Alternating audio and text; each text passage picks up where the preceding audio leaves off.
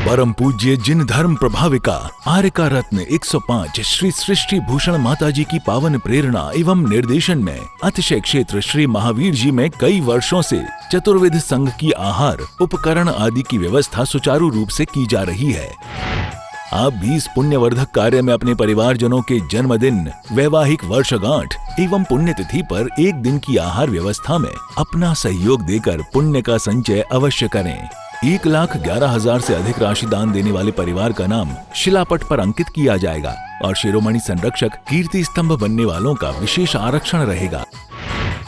इस पुण्य के कार्य से शीघ्र जुड़कर अपना जीवन धन्य करें। और हाँ, पूज्य माताजी के मंगल प्रवचन श्रवण कीजिए प्रतिदिन सिर्फ पारस चैनल पर।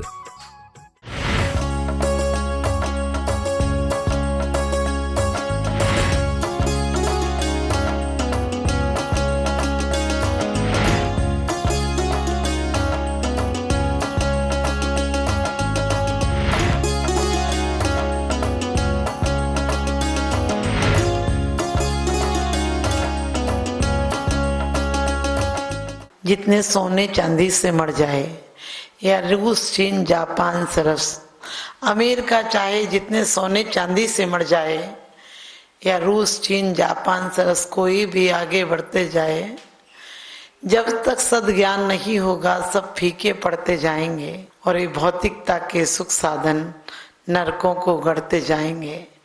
ये भौतिकता के सुख साधन नरकों को गढ़ते जाएंगे कि जब तक सद्ज्ञान नहीं होगा। आज जितनी भी ऊंचाइयां पाले कोई, कितने भी अंबार लगा ले दौलत के, कितनी भी भौतिक सामग्रियां जोड़ ले, लेकिन सुख नहीं पा पाएगा, क्योंकि आध्यात्मिक सुख ही सच्चा सुख होता है। आपने देखा हमारे भारत में कोई बूढ़ा होने के बाद भी सुसाइड नहीं करता है, बूढ़ा होने के बाद भी निराश नहीं होता है, क्योंकि उसके जीवन में कुछ और करने की ललक होती है। और जहाँ अध्यात्म नहीं है वहाँ लोग निराश हो जाते हैं। एक भोग की जिंदगी होती है, एक योग की जिंदगी होती है। जो भोग की जिंदगी होती है वो एक जगह जाकर निराश हो जाती है, लेकिन जो योग की जिंदगी होती है वो इस लोक में नहीं परलोक में भी पाती है। लेकिन परलोक में पाने की इच्छा नहीं होनी चाहिए। परलोक है उसे सुंदर बनाना ही हमारा प्रयास होना चाहिए। आदमी क्या है बचपन की बहारों से पूछो, आदमी क्या है बचपन की बहारों से पूछो, आदमी क्या है जवानी के नजारों से पूछो, आदमी क्या है लकड़ी के सहारों से पूछो, और आदमी क्या है चिता के अंगारों से पूछो। आदमी एक अंतर्देशी लिफाफा है जो 1, 2 और 3 मोड़ के बाद पोस्ट हो जाता है। क्योंकि कहते हैं किसी की 100 बरस की जिंदगी से कुछ नहीं होता, किसी की 2 बरस की जिंदगी 100 काम करती है। लोग अपनी जिंदगी के लक्ष्य को ये मानते हैं कि पढ़ाई लिखाई करो, नौकरी करो, शादी हो, बच्चे हों और पोते पड़पोते देख जाएं, बहुत दौलत छोड़ जाएं, यही वासना है। लेकिन आचार्य कहते हैं कि वासना कहीं भी तुम्हारी ठहर सकती है। पद हो, प्रतिष्ठा हो, कोई परलोक का पाने का जहां जहां है वहां वासना है। और सच पूछो तो लोभ ही संसार का कारण है। जहां लोभ है वही संसार है, जहां लोभ है वहां 5 पाप है। हिंसा हो, झूठ हो, चोरी हो, कुशील हो, परिग्रह हो, सब लोभ पर टिके हैं। क्रोध हो, मान हो, माया हो, लोभ हो, ये लोभ पर ही टिके हैं। क्योंकि जब कोई वस्तु को आप पाना चाहते हैं और सामने प्रतिद्वंदी होता है और आपको मिलेगी या उसको मिलेगी, यदि आपको मिलेगी तो अहंकार पुष्ट करेगी और उससे मिलेगी तो क्रोध को पुष्ट करेगी। तुम्हें क्रोध आएगा क्योंकि, और उसके लिए तुम बहुत मायाचारी भी करोगे। और इतना नहीं कि सिर्फ यहीं पर लोभ रहता है, कामी लोगों को लोभ रहता है। जो हमें आध्यात्मिक दिखते हैं उनके अंदर भी लोभ होता है। वो भी कहते हैं परलोक में ये पाएंगे। अरे ये लोग तो, इस लोक को तुमने नरक बनाया, परलोक में क्या पाओगे? देखो, जो धन को कमाता है वो पद को, प्यार को नहीं कमा सकता है। सौतें एक साथ नहीं रहती है, प्यार और धन। आपने बड़े आदमियों की सुविधाएं बहुत देखी होंगी, लेकिन सुख नहीं देखा होगा, क्योंकि सुख तो एक ही होता है, सुख के भेद नहीं होते, परेशानियों के भेद होते हैं। और आज आदमी बहुत परेशान है, कोई धन से परेशान है, कोई प्रतिष्ठा से परेशान है, किसी को प्रेम नहीं मिल रहा है इसलिए परेशान है, किसी को अच्छी डिग्रियां नहीं मिली इसलिए परेशान है, किसी के अच्छे बच्चे नहीं निकले इसलिए परेशान है, कोई को बुढ़ापे में कोई ख्याल नहीं रखता इसलिए परेशान है। परेशान रहेगी, क्योंकि परेशान पर की शान है, पर जो आश्रित है वो शान है, वो परेशान रहेगी। आप बड़े आदमी को देखना, किसी मामूली के घर में जाएगा तो जमीन पर बैठना नहीं आता उसको, नहीं खड़े हैं बुला दो, मिल के चले जाएंगे, नहीं टाइम नहीं है। वो इतना विक्षिप्त हो गया, पागल हो गया कि उसे पैसा ही पैसा दिखता है और पैसा साथ नहीं जाता है। कौन सा मकान तुम्हारे सिर पर रख के ले जाते हो, लेकिन जो अंदर की आसक्ति है वो नहीं छूटती है। अंदर का अहंकार है, ममकार है, ये मेरा है, मैं इसका हूँ, ये ममकार नहीं छूटता। और जिससे ममकार होता है, लोग कहते हैं राग द्वेष क्या होता है, मैंने कहा जिससे तुम्हारा अपनत्व हो, उसको तुम देना चाहते हो, उसे तुम पाना चाहते हो, उसको अपना बनाना चाहते हो, और जिससे द्वेष होता है उसे ठुकराना चाहते हो, उसकी गिरावट चाहते हो, उसका पतन चाहते हो। इसलिए कोशिश करना अपने जीवन में पतन नहीं हो, अपने जीवन में किसी प्रकार की भी गिरावट नहीं हो। क्यों? क्योंकि गिरावट जहां है वहां अहंकार जरूर होगा, और अहंकार है तो ममकार होगा ही होगा। इसलिए हमारे आचार्य कहते हैं कि संत और सैनिक दोनों सुधार देते हैं। संत उस बसंत की तरह होता है, जब बसंत आती है तो प्रकृति सुधर जाती है, और जब संत आते हैं तो पुरुष सुधर जाते हैं, और जब महासंत आते हैं तो प्रकृति और पुरुष दोनों सुधर जाते हैं। क्योंकि उन्हें कसायों से दूर होने का मार्ग बताते हैं। प्रकृति अपने बसंत में सुधर जाती है, यानी पुराने पत्ते छोड़ देती है और नए पत्ते ले आती है। लहलहाते पेड़ इतने सुंदर लगते हैं। आपने सोचा बसंत आती है तो कोयल बोलने लग जाती है, कौवा बोले तो बुरा लगता है और कोयल बोले तो अच्छा लगता है। कहते कोयल कौआ एक सा, दोनों एक ही रंग, कोयल बोले सुख मिले, कौआ बोले भंग। कि कोयल बोलती है तो अच्छा लगता है और कौआ बोले तो रंग में भंग पड़ जाता है, क्योंकि मीठी बोली प्रकृति को अच्छी लगती है। और प्रकृति जब बसंत आता है तब कोयल बोलने लगती है। आपके जीवन का बसंत कब आएगा? आपके जीवन में पतझड़ है। भले लोग ऊपर के फूल लगा ले, दिखा ले कि बहुत कुछ पा लिया है, लेकिन कहते हैं सच्चाई छुप नहीं सकती, बनावट के उसूलों से खुशबू आ नहीं सकती कभी कागज के फूलों से। हम कितना भी कुछ बाहर से जोड़ लें, जब तक अंदर से महावीर के सिद्धांत हमारे जीवन में नहीं आएंगे। अहिंसा कैसी, आज कितनी हिंसा है। आप जैसी कोई कोठी ना बना ले, आप जैसे कोई कपड़े ना पहन ले, आप जैसी कोई दावत ना दे दे, आप जितनी डिग्रियां किसी के पास ना हो। आप सबकी यही कोशिश रहती कि मैं कुछ विशेष हो जाऊं, और जब तक मैं है तब तक तुम बकरे की तरह मरोगे। एक दिन बकरा भी मैं करके मर जाता, तुम भी मरोगे, ज्यादा दिन नहीं जी सकोगे। लेकिन जो दुनिया को अपना मान लेता है, दुनिया के लिए विश्व मैत्री का संदेश देता है, वो सबका हो जाता है और सब उसके हो जाते हैं। और जब यही सूत्र अंतरंग में उतर जाता है मुनियों के, तो मुनियों का जहां विहार होता है वहां पर क्या प्रकृति अनचाहे फल फूलों से लज जाती है। बेमौसम के फल फूल आने लगते हैं, क्योंकि इतना प्रकृति को पुरुष मिला है, ऐसा धन्य पुरुष जिसके अंदर विकार नहीं। तो कहते हैं कि भगवान आप जिस वृक्ष के नीचे बैठते हो, वो वृक्ष कोई भी हो वो अशोक हो जाता है। फिर आपके चरणों में जो इंसान आएगा वो अशोक क्यों नहीं हो जाएगा? उसका शोक क्यों नहीं विलीन हो जाएगा? तुम निर्खत मुझको मिली मेरी संपत्ति आज, कहाँ चक्रवर्ती संपदा, कहाँ स्वर्ग साम्राज्य।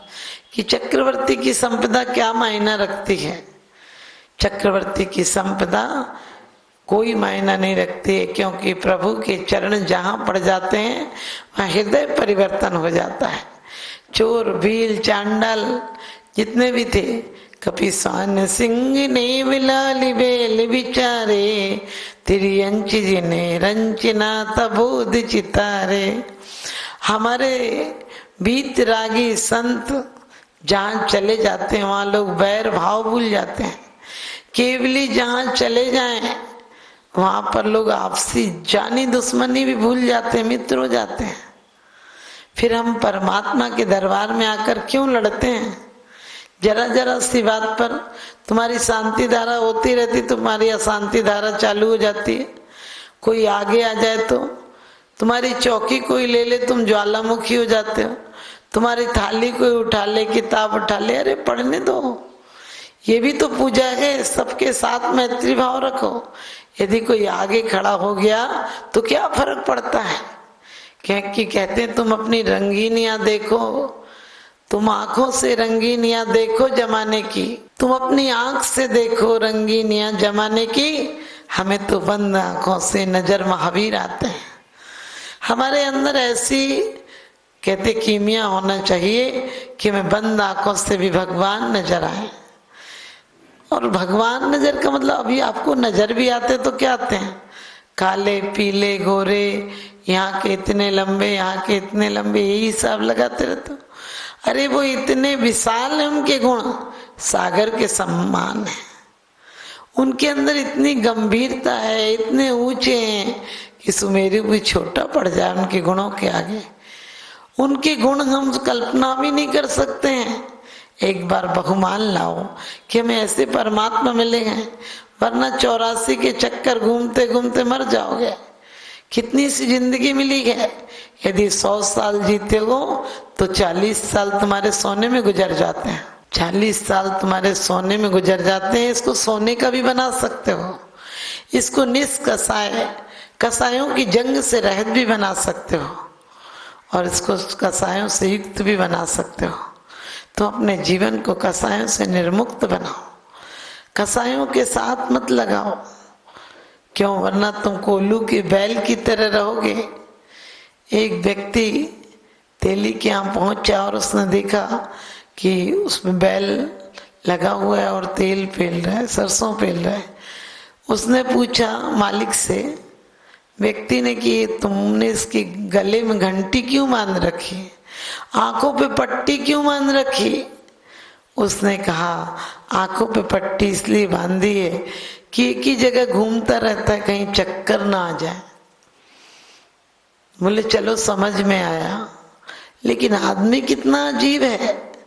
घर से दुकान, दुकान से घर, मकान से दफ्तर तक, दफ्तर से घर, ऑफिस तक बस मियाँ की दौड़, मस्जिद तक वाला हाल है। अपने रिश्तेदार थोड़े से रह गए, अब तो पहले जैसी रिश्तेदारी नहीं रही, प्रेम भाव नहीं रहा। 2-4 गिनती के लोग रिश्तेदार होते हैं, उनसे भी झूठी रिश्तेदारी है, क्योंकि दोस्त बनकर दगा देते हैं। दोस्त बनकर दगा देते हैं, प्यार के बदले में सजा देते हैं। एक माँ बाप का दिल ही तो ऐसा है, वरना कौन मुफ्त में दुआ देते हैं। तो सोचना, आज हमारे इतने से रिश्ते रह गए, कुएं के मेंढक हो गए हम, कोल्लू के बैल हो गए। तो उसने कहा चलो समझ में आया, तुमने कहा चक्कर आ जाएंगे इसलिए तुमने आंखों पे पट्टी बांध रखी, लेकिन एक बात बताओ कि इसके गले में घंटी क्यों बांध रखी? वो बोला गले में घंटी इसलिए बांध रखी है कि मैं अंदर रहता हूँ, ये चलता रहता तो उसके गले की घंटी हिलती रहती है। जब ये रुक जाता है तो मुझे पता चल जाता है, मैं आता हूँ, इसको डंडे मारता हूँ, फिर चलने लगता है। उस कोल्लू के बैल के मालिक से आगंतुक ने कहा कि यदि ये खड़ा खड़ा घंटी हिलाता रहे तो? बोले भाई साहब, इसने अभी इतनी वकालत नहीं पढ़ी, और तुम इसके सामने ऐसी बात मत करो, वरना ये वकील हो जाएगा, फिर तेल पेलने की काम नहीं आएगा। हमारी भी आज यही हालत है। हम दुनिया की तर्क लगाते हैं, तर्क नर्क का कारण होता है। जहां भी तर्क है वहां नर्क है। जीवन को स्वर्ग बनाओ। जिससे तकरार है उससे भी तर्क खत्म कर दो। उसे नीचे दिखाने का मत सोचो, सबको ऊंचा उठाने का सोचो। और जो हमें मिला वो सबका है। सब लोग, जितने परिवार में लोग हैं, जितने समाज में लोग हैं, एकता के सूत्र में फिर होने की कोशिश करो। वरना चीन, जापान, रूस कोई भी आगे बढ़ जाए, सिर्फ आत्मघाती हमले किए इन लोगों ने। इन लोगों ने सिर्फ विस्फोटक ऐसे बनाए हैं जो पूरी दुनिया को बारूद के ढेर पे खड़ा कर दिया।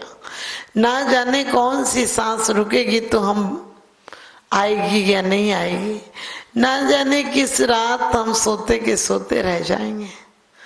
और इतने विनाशक यंत्र बना लिए दुनिया ने कि एक एक आदमी को 7-7 बार मारा जाए तो मार सकते हैं। अब आने वाले युद्ध ऐसे होंगे कि प्रकृति भी नहीं बचेगी, बंजर हो जाएगी भूमि, धरती फट जाएगी इस प्रलय से।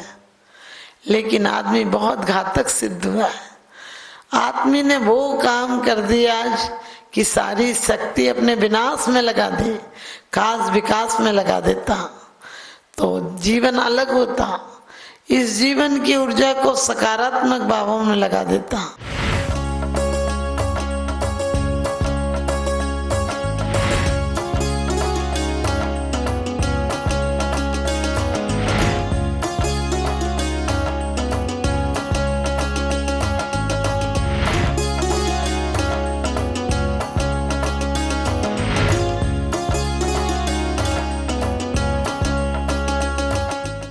परम पूज्य जिन धर्म प्रभाविका आर्यका रत्न 105 श्री सृष्टि भूषण माताजी की पावन प्रेरणा एवं निर्देशन में अतिशय क्षेत्र श्री महावीर जी में कई वर्षों से चतुर्विध संघ की आहार, उपकरण आदि की व्यवस्था सुचारू रूप से की जा रही है।